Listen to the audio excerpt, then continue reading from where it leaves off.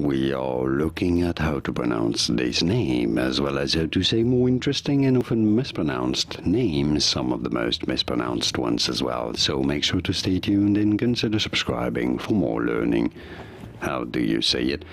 Well, there are different ways of pronouncing it, especially the sound of the U letter here.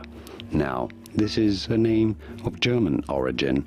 In German, it would have an umlaut on the U and is generally pronounced as Müller, Müller, with that specific U sound, the U with an umlaut on it, Müller.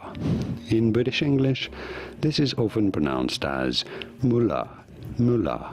Now, in American English, it is often said as Muller, Muller, or Muller, depending on the region, the accent, and the origin of the person.